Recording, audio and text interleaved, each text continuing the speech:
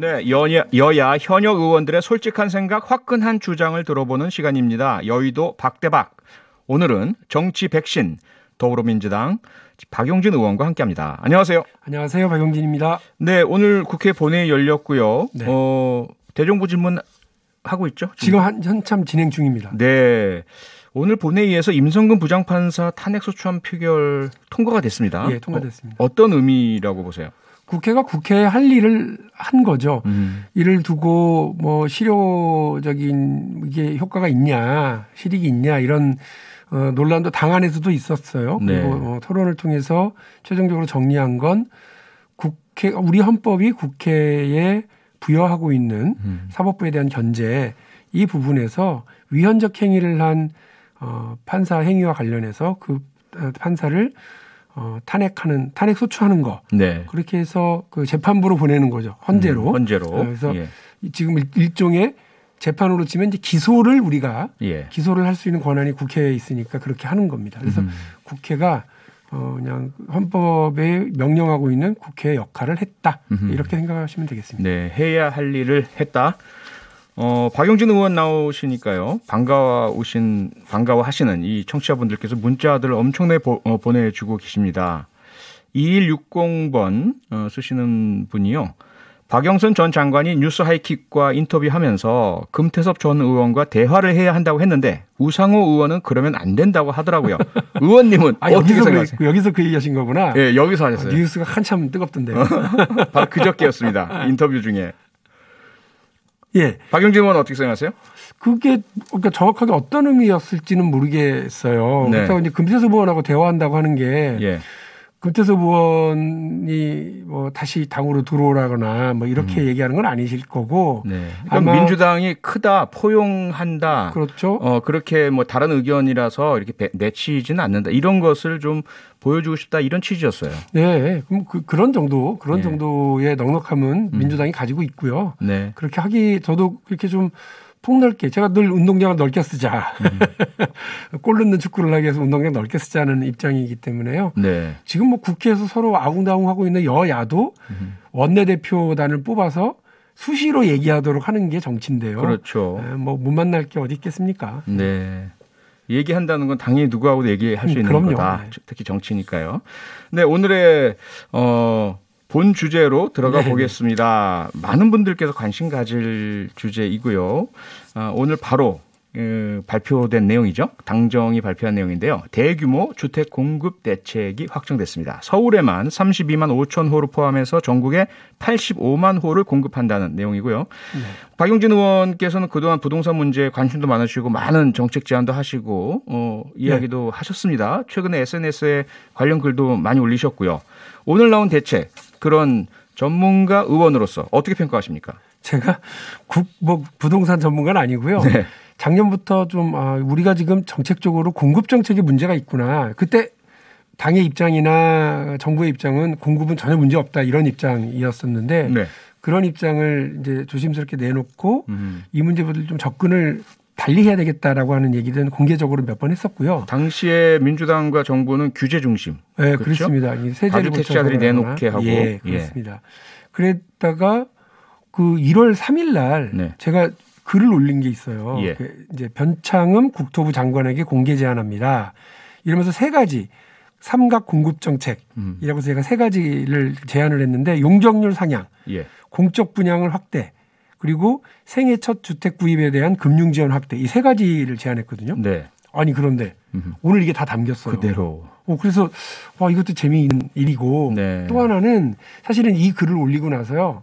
이틀 뒤에 변창흠 장관 전화가 왔어요. 그러니까 예. 저하고 전혀 모르는 분이었거든 서로. 네. 그런데 어느 교수님이 박용진 의원이 이런 제안을 올렸던데 한번 보시라 하면서 보내드렸고 네. 그걸 보고 저한테 전화를 하셔서 자기 놀랬다. 이런 제안을 해줘서 너무 고맙고 네. 이 방향으로 지금 고민을 하고 있다고 하시고 지금 한 달 조금 지나서 오늘 이 안이 발표가 된 거죠. 그냥 단순하게 보면 서울 중심으로 해서 적극적인 공급 정책을 펴겠다는 거지만 거기에는 이제 들여다보면 예전에는 머뭇거렸던 용적률의 상향. 그래서 서울에 더 집중하는. 그래서 도심 공급 공급에 대한 문제를 해결하는 쪽으로 갔고 다만 이게 그냥 뭐 그야말로 로또 분양 이렇게 되는 게 아니라 공적 분양으로 예. 분명히 하겠다는 것도 담겨 있고요. 또 생애 첫 주택 구입에 관한 금융 지원 이런 부분에 대한 설계도 되어 있기 때문에 저로서는 저의 제안이 받아들인 것에 대해서 감사하게 생각하고 있습니다. 네, 기본적인 제안이 받아들여졌지만 뭐 내용이 다른 것도 분명히 있을 테고요. 네. 전체적으로 오늘 발표된 내용 중에 이거는 정말 좋다 하나 가장 좋다고 생각하시는 것, 또 하나는 이건 좀 아쉽다, 부족하다, 조금 좀 문제가 있다 하나씩 좀 꼽아주시죠. 일단 공적 분양을 적극적으로 하겠다라고 하는 설계. 네. 저는 이제 잘 됐다고 생각을 하거든요. 예. 근데 이제 오늘 그 시민단체들이 비판하는 내용들을 보면 네. 이게 이게 너무 공급 중심 아니냐. 분양 위주 아니냐. 네. 이러다 보면 또 저 시행사들 그다음에 그 투기꾼들이 네. 판치는 거 아니냐. 투기 양산의 우려가 있다. 그래서 오늘 아마 어느 지역에다가 공급할 건지를 얘기하지는 않았던 것 같고 네. 너무 공급 중심으로 간 것에 대한 시민단체들의 비판도 있지만 예. 사실 문제가 공급에서 지금 야기되고 있기 때문에 부동산 시장에서 신호가 네. 그 부분은 정부가 적극적인 의지를 보여주는 거 예. 그걸로 부동산 시장의 어떤 이런 걸 좀 우려를 좀 잠재울 수는 있지 않을까 이런 생각입니다. 네. 그래도 좀 문제가 있다고 보여지는 부분은 어떤 게 가장? 전 전반적으로 그래요. 그러니까 네. 이제 뭐냐면 우리 서울시장 후보들 여야 다도 이렇게 막 내가 누가 더 많이 공급하나 네. 그런 공급 경쟁 그런 경쟁을 하듯이 좀 보이잖아요. 지금 그렇게 나오고 있죠. 예, 그래서 20만 원, 30만 원, 15만 원 이렇게 서로 얘기들 하는데 예. 조금 생각을 바꿀 때가 됐다. 혹시 여러분 스마트 시티라고 들어보셨습니까? 네. 예, 실제로 제가 오늘 가져왔는데요. 세종 스마트 시티 기본 구상안입니다. 예. 이게 이제 그 마스터 플래너가 누구냐면 정재승 카이스트의 뇌과학자 예. 이분이시죠. 이분이 이 스마트 시티를 이제 총괄적으로 하고 있는데 네.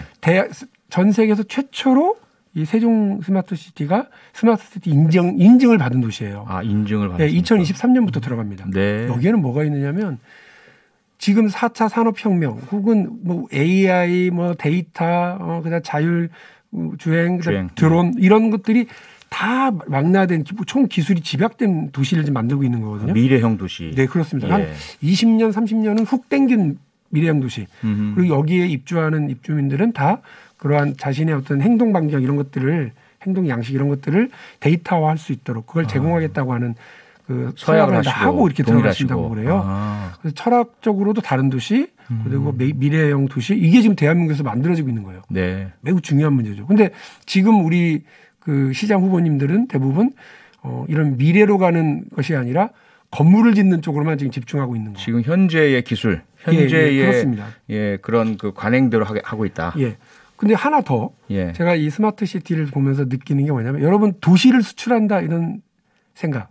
도시 수출? 도시의 설계 디자인 이런 거요? 우리가 왜 그 배를 지어서 수출하거나 설계, 배를 만들어서 보내거나 플랜트 아니면 그렇죠. 그다음에 뭐 공장 이런 것도 사실은 가서 지어주고 하거든요. 예. 그런 거를 의미로 보시면 실제로 저희 나라에서 건설 회사들이 가서 그 아주 대규모 그 도시 단위를 구성해가지고 도시 전체를 하거든요. 우리가 지어준다. 근데 세계 최초의 스마트 시티를 대한민국이 지금 주도한다. 물론 AI 기술은 대한민국이 1등이 못 돼요. 네. 드론 기술도 우리가 1등이 못 됩니다. 그러나 우리 삶에 이거를 구현하는 것은 대한민국이 제일 잘합니다. 네. 그래서 뭐 그 5G, 빅데이터 이런 것들이 우리가 다 늦었다고 지금 그랬지만 실제로 가장 먼저 그 생활과 삶 속에 도시 속에 우리 주변 환경에 적용해 나가는 거 저는 대한민국이 이걸 잘하면 도시를 수출하고 이렇게 해나갈 수 있겠다. 공장을 수출하고 하듯이 도시를 수출하는 걸로 우리의 새로운 세계 표준 도시 스마트 시티는 대한민국이 표준이고 대한민국이 선도하고 이런 걸 할 수 있겠다는 생각이 들어서 좀 그런 것들이 좀 담기는 주택 공급 단순히 아파트를 많이 짓고 그걸 공급하겠다가 아니라 세계 표준을 만들겠다. 이런 면에서 아이디어가 좀 많이 담겼으면 하는 생각이 듭니다. 네. 지금 여러분이 문자를 주고 계십니다. 3414님, 유력 서울시장 후보분들도 모두 스마트 시티 관련 공약이 있긴 하던데요. 안철수 후보는 ICT를 적극 활용하겠다고도 했고요. 지금 의원님 말씀하시는 스마트 시티 방향성은 어떤 점이 다른 건가요? 갑자기 이제 이쪽으로 가는군요. 여러분 확연한 차이점만. 네. 구글이 스마트 시티를 토론토에 구현하겠다라고 했어요. 네. 저 뭐 대단한 게 있는 줄 알고 봤거든요. 이미 서울시가 다 하고 있는 거라고 있어요. 그러니까 지금 제가 드리는 말씀은 지금 세종 5-1 지역에다 짓고 있는 약 4만 명 규모의 그 정도의 그 스마트 시티도 네. 필요하고 더 작은 단위에서도 필요하죠. 지금 우리 후보들이 얘기하는 그런 걸 거예요. 그런데 저는 만일에 뭐 태릉이라든지 여기다 지금 이제 대규모로 공급하겠다는 거 아닙니까? 네. 아직 이번에 부지를 따로 얘기하진 않았습니다만 지난번에 이미 발표한 건 나온 태릉이 곳 있습니다. 중에 하나죠. 예. 그런 지역을 할 때 아파트만 우르르 성냥갑처럼 찍어내지 말고 거기에 새로운 철학, 새로운 미래를 비전을 담는 그런 그 스마트 시티 구상을 아주 기본적으로 대한민국은 이제 앞으로 모든 건물과 모든 그 도시를 구성할 때 그 기본 자락을 깔았으면 좋겠다. 그걸 지금 세종시가 구현해내고 있다. 그러니까 인증받은 세종시 시스템을 그대로 적용한다는 말씀입니까? 그렇습니다. 이게 끌고 올 수 있고 더 확장시킬 수 있겠구나 하는 생각이 듭니다. 알겠습니다. 네, 부동산 얘기는 여기까지 하고요. 네네. 박용진 의원 나오셨으니까 이 얘기 안 할 수가 없습니다. 지난번에 우리 방송 뉴스 하이킹 나오셔서 공매도 관련 이야기를 하시면서 강하게 3월 중순 재개는 좀 아닌 것 같다. 좀 더 공매도 금지를 연장하고 그 사이에 불법 공매도 방지 시스템을 구축해야 한다. 강하게 그 목소리를 내셨어요. 예. 그런데 그래서 그런가요? 지금 금융위원회가 공매도 금지 조치를 5월 2일까지로 한 차례 더 연장했습니다. 네. 어떻게 평가하십니까? 기본적으로 지금 제도 개선을 하고 공매도를 재개해야 된다라고 하는 문제의식을 그 정부 당국이 받아들인 것으로 봤어요. 네. 그래서 일단 긍정적으로 보는데 그 저는 한 번도 뭐 3개월을 연기하라, 6개월을 연기하라 얘기한 적이 없습니다. 기간은 얘기 안 했죠. 뭐 기간도 사실 별 그 뭐 제가 얘기할 분야가 아니라고 생각을 하고 뭐부터 뭐 어떤 종목부터 할지도 사실은 그거 금융당국이 시장 상황을 보고 판단하면 된다고 봅니다. 다만 지금 그 제도 개선이 됐다고 하는 부분은 분명히 있습니다. 어떤 경우냐면 사후적으로 적발해내는 걸 강화했고 처벌을 강화했습니다. 처벌 강화했죠. 그러나 그 아예 불법 공매도를 엄두를 내지 못하도록 사전에 이걸 차단하기 위한 전자적 시스템, 전자화 시스템에 대해서 그 이거는 그냥 아직 그 뭐 의무화되어 있지 않거든요. 그래서 시행령에서도 뭐 전자적 장치를 쓰든지 아니면 외장하드라든지 이런 거에 기록하든지 이게 다 지금도 수기로 그 거래가 지금 이루어지고 있고 카톡이라든지 전화라든지 이렇게 해서 지금 하고 있기 때문에 다만 기록은 반드시 남기도록 그렇죠. 기록을 남겨서 저장 5년 동안 보관하도록 했습니다만 그런 문제에 대해서 시장의 불신과 불만이 있는 거예요. 우리만 그런 줄 알았더니 이번에 미국 공매도 시장도 난리가 한번 났었잖아요. 게임스탑 관련해서.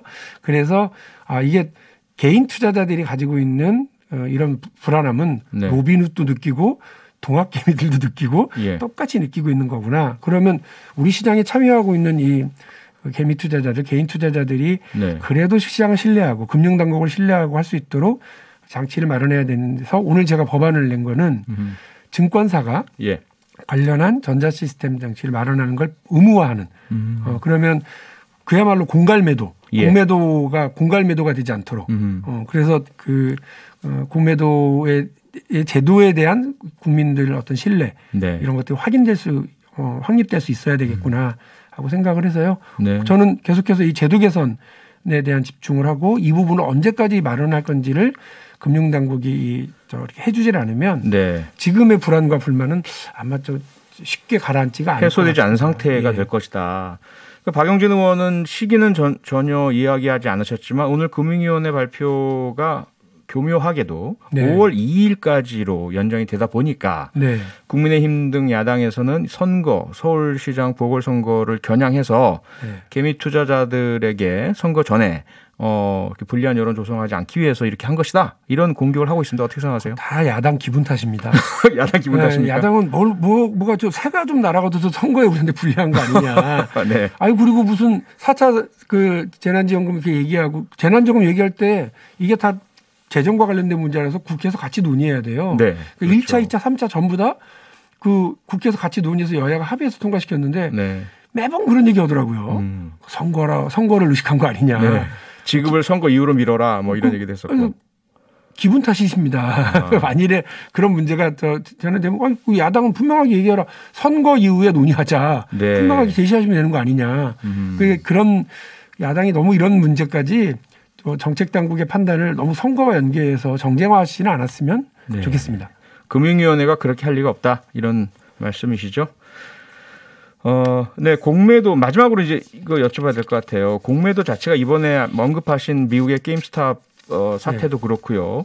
상당히 그 뭐 헤지 펀드라든지 공매도 기관들도 위험성을 담보하고 하잖아요.